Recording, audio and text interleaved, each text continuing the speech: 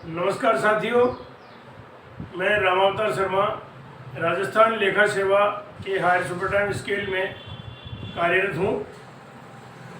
अपने साथियों के आग्रह पर मैंने राजस्थान सेवा नियमों के बाबत ये YouTube चैनल पर वीडियोस आपके लिए बनाकर प्रस्तुत कर रहा हूँ। मेरा विश्वास है ये वीडियो आपको काफ़ी लाभदायक रहेंगे। सर्वप्रथम हम अवकाश नियमों पर आपके लिए वीडियो बनाए हैं और जो अवकाश से संबंधित प्रावधान हैं उनके बारे में अधिकतम संभव सूचनाएं आपको देने का प्रयास किया जा रहा है। तथापि आप जो आदेश संख्या वित्त विभाग द्वारा जारी किए गए हैं उनका अनुपालन कर अपने निर्णयों को ले सकेंगे। आज हम प्रिविलेज लीव अर्थात उपार्जित अवकाश से संबंधित प्रावधानों के बाबत बात करेंगे। राजस्थान सेवा नियमों के नियम 91 और 92 में प्रिविलेज लीव से संबंधित प्रावधान हैं। नियम 91 एडमिसिबिलिटी ऑफ प्रिविलेज लीव है। 91 ए में PL encashment file in service के प्रावधान है और 91 बी में पीएल एनकेसमेंट ऑन रिटायरमेंट और सेवा से हटने की स्थिति में पीएल एनकेसमेंट के बाबत प्रावधान है। 91 सी में मृत्यु की दशा में पीएल एनकेसमेंट के बाबत प्रावधान है और नियम 92 जो है वैकेशन डिपार्टमेंट्स में जो विशेष प्रावधान है उनके बाबत प्रावधान अंकित किए हुए हैं। अब हम बात करते हैं एडमिसिबिलिटी ऑफ प्रिविलेज लीव। इसमें सबसे पहली बात यह है कि ये सेवा करने पर अर्न होती है, अर्थात यदि कोई कर्मचारी नियमित सेवा करते रहेंगे तो उनकी सेवा में ये अर्न होगी, इसलिए इसको earned leave EL government of India में इसको EL बोलते हैं। अपने यहाँ भी अर्नड लीव अर्थात उपार्जित अवकाश इसको बोलते हैं। फिर ये एक साल में, एक कैलेंडर ईयर में 30 दिन दी जाएगी।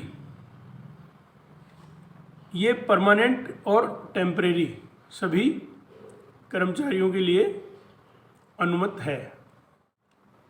उपार्जित अवकाश के बारे में मोटे तौर पर एक सामान्य वर्ग जो हमारे अधिकारियों कर्मचारियों का है उनके लिए है,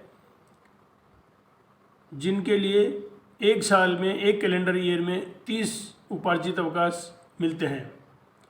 दूसरा, जो RAC के कार्मिक हैं और इंडियन रिजर्व बटालियन या बॉर्डर पर जो डेपुटेशन पर कार्यरत हैं, इनमें IPS ऑफिसर्स को छोड़ करके उनको 42 डेज 42 दिन एक कैलेंडर ईयर में PL अनुमत है। तीसरी कैटेगरी जो वेकेशन डिपार्टमेंट्स की है वो रूल 92 में मैं आपको पृथक से बताऊंगा। और एक कैटेगरी है जो सिविल कोर्ट्स के ऑफिसर्स या जो कार्मिक हैं उनके लिए, उनको 12 दिन का उपार्जित अवकाश एक कैलेंडर ईयर में मिलता है। सभी लोगों के लिए यह प्रावधान है कि PL अधिकतम 300 दिवस की अकुमुलेट हो सकेगी। परंतु आरएसी के जो मेंबर्स हैं, सदस्य हैं, उनको यदि छुट्टी मांगने पर छुट्टी मना कर दी गई हो, उसका ऑफिशियल ऑर्डर हो राइटिंग में जिसमें कारण अंकित करते हुए हो, तो उनको 300 दिन से अधिक भी अकुमुलेट किए जाने का प्रावधान है। और न्यायिक जो सिविल कोर्ट्स के कर्मचारी अधिकारी हैं, उनके लिए भी टेम्परेरीली एक एडवांस जो छुट्टियां हैं 300 दिन के अतिरिक्त, उसका प्रावधान है। वो मैं आपको संबंधित का जब विषय आएगा आपको और स्पष्ट रूप से बताऊंगा। पीएल सामान्य कर्मचारियों के केस में 15 दिन एक अर्धवर्ष में एडवांस क्रेडिट की जाती है, जो 1 जनवरी और 1 जुलाई को की जाती है। परंतु आरएसी के मेंबर्स के लिए वो 21 छुट्टियां की जाएगी और जो कोर्ट्स के मेंबर हैं, ऑफिसर्स हैं, उनके लिए 6 दिन की जाती है। अर्थात जो कुल देय अवकाश है उसकी आधी हम इस प्रकार एडवांस क्रेडिट कर देते हैं। यदि कोई अधिकारी कर्मचारी Rajasthan civil services joining time rules 1981 के नियमों में उनको अनुमत ज्वाइनिंग पीरियड का उपभोग नहीं करते हैं, तो अधिकतम 15 दिवस की अवकाश जो पीएल अकाउंट है उसमें जोड़ी जा सकेगी। परंतु यह 300 की जो अधिकतम सीमा है उससे अधिक नहीं हो सकेगी। जैसा मैंने आपको बताया था, पीएल या ईएल ये अर्न होती है जब आप ड्यूटी करते हैं तो, परंतु यदि आप किसी भी प्रकार के अवकाश पर होते हैं तो भी यह अर्न होएगी,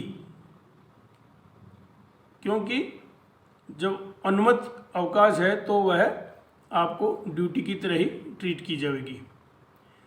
परंतु यदि आप, जिसको हम सामान्य भाषा में लीव विदाउट पे बोलते हैं, या नियमों की शब्दावली में इसको एक्स्ट्रा ऑर्डिनरी लीव EOL बोलते हैं, यदि आप EOL पर रह रहे हैं तो यह अवकाश आपकी अर्न नहीं होगी।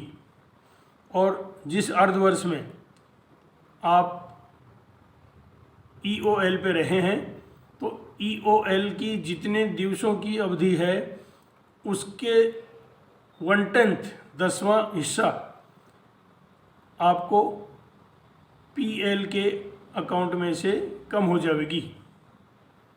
लेकिन अधिकतम संख्या ये सामान्य अधिकारी कर्मचारियों के लिए 15 दिवस और जो आरएसी के सदस्य हैं उनके लिए 21 दिवस और जो कोर्ट के मेंबर्स हैं उनके लिए 6 दिवस होगी। एक बार में कितनी पीएल स्वीकृत की जा सकती है, इसके बारे में नियम 91(3) के अंतर्गत प्रावधान है कि राजस्थान सेवा नियमों के नियम 59 के अनुसार अधिकतम 120 दिवस का अवकाश एक बार में स्वीकृत किया जा सकेगा पीएल। लेकिन यदि मेडिकल कारणों से, जैसे ट्यूबरकुलोसिस, लेप्रोसी, कैंसर या मेंटल डिजीजेज आदि कोई हो और उनका रिकॉग्नाइज्ड हॉस्पिटल में ट्रीटमेंट चल रहा हो, तो अधिकतम 300 दिवस तक पीएल एक बार में स्वीकृत की जा सकेगी। जिस प्रकार नई नियुक्ति पर कंप्लीटेड मंथ्स के आधार पर जो पीएल का कैलकुलेशन होता है, उसी प्रकार जिस माह में वर्ष के दौरान कोई व्यक्ति किसी भी तरह से सेवा से हटते हैं, चाहे रेजिग्नेशन, टर्मिनेशन, डिस्चार्ज रिमूवल या डिसमिसल फ्रॉम सर्विस और डेथ वाइल इन सर्विस और on retirement from service superannuation पूरे अपनी आयु पूर्ण करके। तो जो पीएल अकाउंट है उसमें हम चूँकि एडवांस में क्रेडिट करते हैं 1 जनवरी और 1 जुलाई को, तो हम उनकी छुट्टियों को सही कैलकुलेट करके और एडजस्ट करते हैं, जिसमें सामान्य अधिकारियों कर्मचारियों के लिए 2.5 दिन प्रति कंप्लीटेड मंथ और जो आरएसी के मेंबर्स हैं उनके लिए 3.5 दिन और जो कोर्ट के जो सदस्य या ऑफिसर्स हैं उनके लिए 1 दिन पर कंप्लीटेड मंथ, यानी जितने महीने उसने पूर्ण सेवाएं दी है उनकी इस दर से गणना करके और उनका लीव अकाउंट को सही किया जाएगा। अब हम बात करेंगे नियम 91A, जिसमें encashment of privilege leave while in service के बाबत बात करेंगे।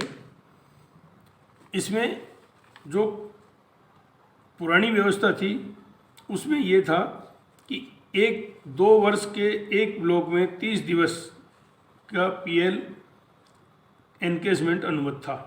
पहला ब्लॉक 1/4/2082 से प्रारंभ हुआ था। तो जो 2 वर्ष का ब्लॉक होता था उस ब्लॉक में 50% कर्मचारियों को प्रथम वर्ष में दी जाती थी और बाकी बचे हुए 50% या जितने भी लोग अवकाश लेने से छूट जाते थे उनको दूसरे वर्ष में पीएल एनकेसमेंट किया जाता था। यदि इस पीरियड में नहीं लेते थे तो वो नहीं लेने का अधिकार था उनको। लेकिन अब जो नई व्यवस्था अभी वर्तमान में प्रचलित व्यवस्था है उसमें यह है कि अब 15 दिवस का अवकाश सभी कर्मचारियों को एनकेसमेंट करने के लिए अधिकार दिया गया है। ये जो टेम्परेरी कर्मचारी हैं जिनकी 1 साल की सेवा हो चुकी है उन लोगों को भी ये दिया गया है अधिकार।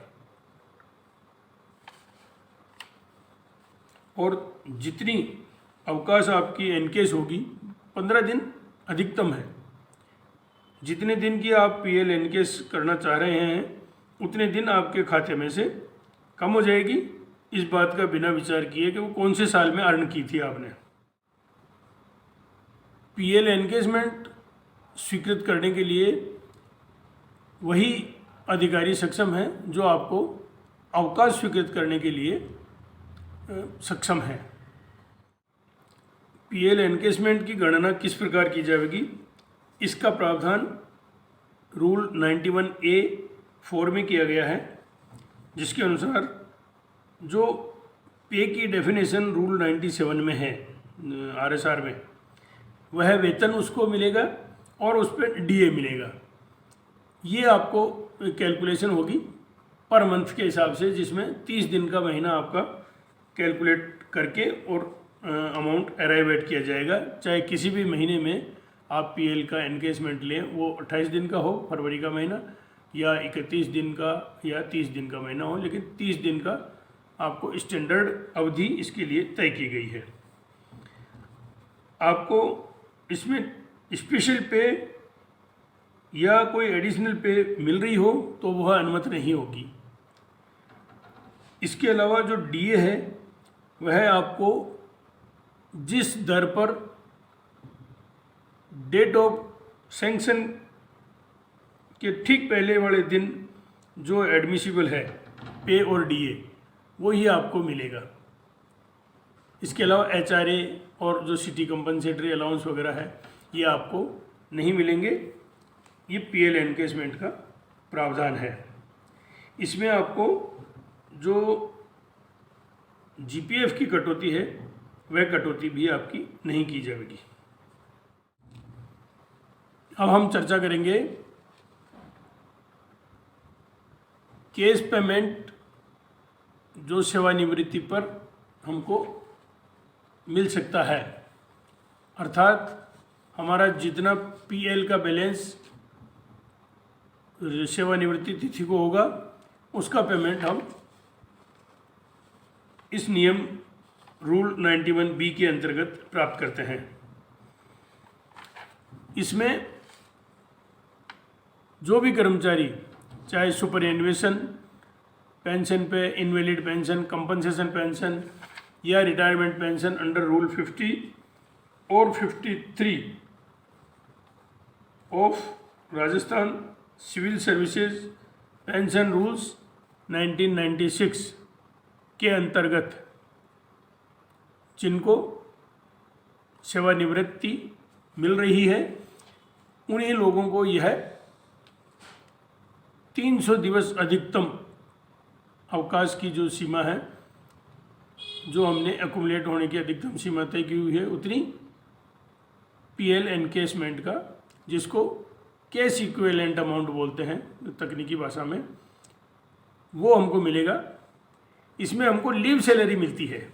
जैसे सेवा के दौरान हमको जो मिल रही थी वो भी लीव सैलरी थी, यानी जिस दिन हम रिटायर हो रहे हैं उस दिन की जो हमको पे रूल 97 के अंतर्गत है और जो डीए है वो मिलेगा। इसमें भी वही एचआरए और सिटी कंपनसेटरी अलाउंस वगैरह नहीं मिलेंगे। स्पेशल पे या एडिशनल पे वगैरह कोई यदि हमारी है तो वो नहीं प्राप्त होगी।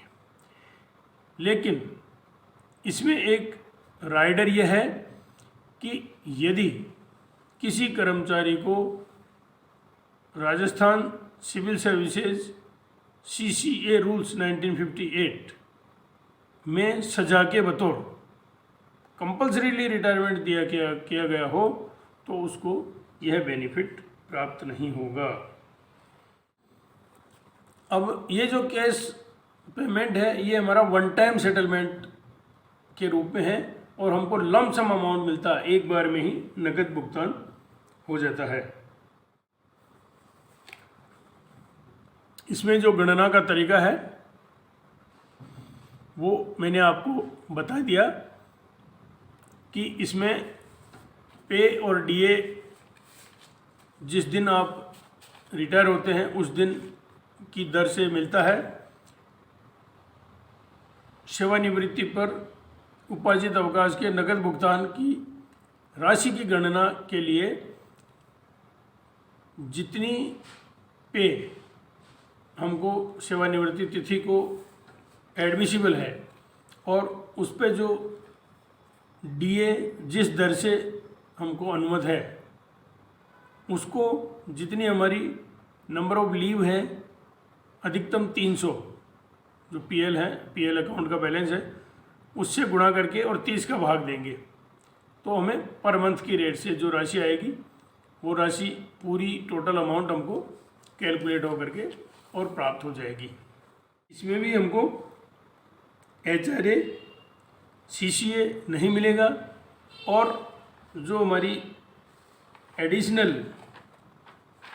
पे है या स्पेशल पे है वो हमको नहीं प्राप्त होगी। कार्यालय अध्यक्ष को कॉम्पिटेंट अथॉरिटी इसमें बताया गया है। यदि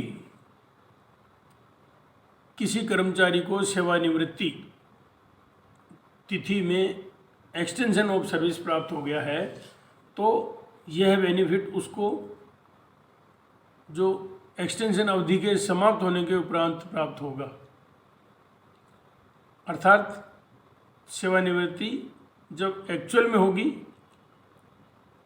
उसी वक्त उसको ये बेनिफिट प्राप्त होगा। ये हमारा रूल 91B(6) का प्रावधान है।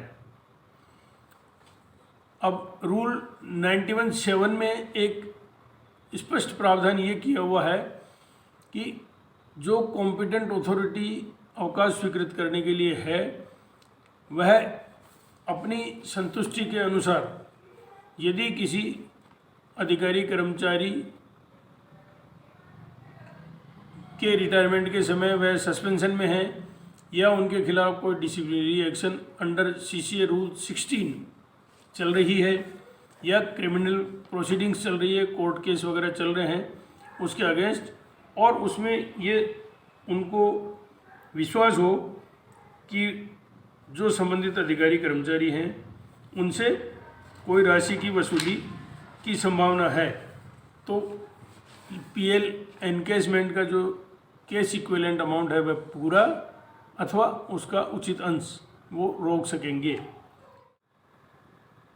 वसूली का जो विषय है इसके ऊपर वित्त विभाग में स्पष्टीकरण जारी करके और मार्गदर्शन दिए गए हैं, जिसमें एक आदेश है 13 मार्च 2020 का, जिसमें यह स्पष्टीकरण किया गया था कि सेवानिवृत्ति पर यदि किसी अधिकारी कर्मचारी के खिलाफ कोई क्रिमिनल प्रोसीडिंग्स कोर्ट में चल रही हो या सीसीए नियमों के तहत 16 के कोई कार्यवाही चल रही हो, तो उस व्यक्ति को फुल्ली एक्जोनरेट हो जाए, पूर्ण रूप से निर्दोष साबित होने पर ही उनको इस प्रकार की जो पीएल एनकेशमेंट ऑन रिटायरमेंट वाला लाभ दिया जाना चाहिए। सेवानिवृत्ति पर जो पीएल एनकेशमेंट मिलती है और जिनको क्रिमिनल केसेस या 16 सीसीए का जो मामले पेंडिंग होते हैं उनके बाबत पुनः स्पष्टीकरण दिया गया 18 अक्टूबर 2021 को, जिसमें ये बताया गया कि यदि क्रिमिनल प्रोसीडिंग्स कोई पर्सनल मैटर्स पे चल रही है जिनका गवर्नमेंट सर्वेंट की सेवा से कोई लेना देना नहीं हो, परंतु ऐसे क्रिमिनल केसेस में जो personal matters of moral turpitude का यदि मामला बनता है तो उस स्थिति में उनको यह लाभ न्यायालय के निर्णय होने के उपरांत ही देय होगा। अब मॉरल टर्पिट्यूड की जो परिभाषा है उसको आप देख सकते हैं। उसमें जो एक सामान्य हमारे समाज की नैतिक व्यवस्था है उसके अनुसार जो नैतिक अपराध माने गए हैं उन अपराधों की स्थिति में उनको यह बेनिफिट नहीं दिया जाएगा। जैसे कोई बेईमानी का आचरण है या अन्य कोई अनैतिक आचरण है, ये इम्पीच टेस्टिमनी, कोई महाभियोग गवाही का या झूठी गवाही, चोरी, इस तरह के जो मामले हैं उन मामलों में उस व्यक्ति को यह लाभ दे नहीं है। जब वह पूर्ण रूप से निर्दोष साबित हो जावे उसके उपरांत यह लाभ उनको दिया जाएगा। फिर वित्त विभाग द्वारा 21 जनवरी को इस बाबत मार्गदर्शन प्रदान किया गया, जिसमें यह स्पष्ट किया गया कि सीसीए नियम 16 या जिनमें कोई कोर्ट केसेज आपराधिक प्रकरण लंबित हो, उनमें यदि वसूली की संभावना हो तो ही कोई राशि रोकी जावे, अन्यथा ऐसे प्रकरणों में पूर्ण भुगतान किया जा सकेगा। कुल मिलाकर स्थिति ये स्पष्ट है कि यदि किसी भी कर्मचारी से कोई वसूली योग्य राशि की संभावना है तो उन मामलों में यह राशि का भुगतान नहीं किया जाएगा। शेष सभी मामलों में उपार्जित अवकाश का भुगतान किया जा सकेगा, परंतु जो अवकाश स्वीकृतिकर्ता अधिकारी हैं, लीव सैंक्शनिंग अथॉरिटी है, उन्हीं को ओवरऑल फैक्ट्स के आधार पर इसका निर्णय करना है। वित्त नियम विभाग के आदेश क्रमांक F1/12 FD रूल्स 2005 दिनांक 17 नवंबर 2014 के माध्यम से प्रिविलेज लीव के फ्रैक्शन का सेवानिवृत्ति के समय क्या ट्रीटमेंट किया जाए, इसके बाबत स्पष्टीकरण दिया गया है, जो आपके सामने स्क्रीन पर दिखाई दे रहा है।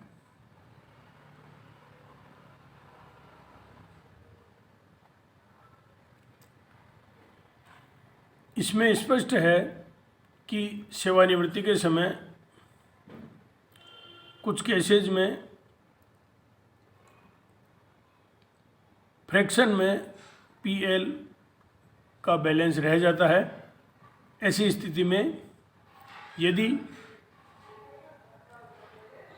आधे से कम फ्रैक्शन है तो उसको इग्नोर किया जाएगा, और यदि फ्रैक्शन आधा या उससे ज़्यादा है तो उसको पूरा दिन मानते हुए एक दिन माना जाएगा, और जो संबंधित कर्मचारी अधिकारी सेवानिवृत्ति के समय रिटायर हो रहे हैं उनको एक पूरे दिवस का लाभ उनके लीव अकाउंट में दिया जाएगा। लेकिन जो पूर्व में किसी भी प्रकार से अदरवाइज यदि कोई डिसीजन किया जा चुका है, ऐसे प्रकरणों को वापस नहीं खोला जाएगा। यह व्यवस्था सभी विभागों के लिए समान रूप से लागू की गई है। नियम 91C में यह प्रावधान किया गया है कि यदि किसी गवर्नमेंट सर्वेंट की सेवा में रहते हुए मृत्यु हो जावे तो भी उसका जो PL का बैलेंस है उसका बेनिफिट उसको एनकेसमेंट करके दिया जाना अपेक्षित है। जितने कंप्लीटेड मंथ्स उसने पूरे किए हैं उन कंप्लीटेड मंथ्स की गणना करके उनका लीव अकाउंट अपडेट किया जाएगा, और उसका पेमेंट उसकी विधवा या विधुर जो भी हो या उनके बच्चे हों मृत राज कर्मचारी के, उनको ये लाभ दिया जा सकेगा। अधिकतम जो सीमा 300 डेज की है वह निश्चित रूप से बाकी सब नियम इस पर भी लागू होंगे, और इसके लिए जो केस इक्विवेलेंट सैंक्शन करने के लिए कॉम्पिटेंट अथॉरिटी है वो जो फैमिली पेंशन सैंक्शन करने के लिए अधिकृत हैं वो इसके लिए सक्षम अधिकारी होंगे। पेमेंट ऐसे परिवार को भी lump sum payment one time settlement के बतौर किया जाएगा। अब मैं अगले वीडियो में आपको special rules applicable to officers in vacation departments इस पर बताऊंगा। आप हमारे साथ जुड़े रहिए। यदि आपको कोई सुझाव देना है या कोई नया वीडियो आपको चाहिए तो आप हमारे कमेंट बॉक्स में जाकर कमेंट कर सकते हैं, और यदि आपकी कोई व्यक्तिगत समस्या है या आप राजस्थान सरकार के सेवा नियमों के अंतर्गत या अन्य नियमों के अंतर्गत कोई मार्गदर्शन चाहते हैं तो आप हमारी ईमेल ID sanjeevani1099@gmail.com पर अपना विस्तृत विवरण लिखते हुए संदेश डाल दें, आपको मार्गदर्शन मिल जाए। आशा है ये वीडियो आपके लिए बहुत उपयोगी सिद्ध हुआ होगा, और मेरा विनम्र निवेदन है यदि आपको अच्छा लगा हो तो इसे आप लाइक करें, सब्सक्राइब करें, और कमेंट बॉक्स में जाकर यदि आपको कोई सुझाव देना हो तो आप दे सकते हैं। Thank you.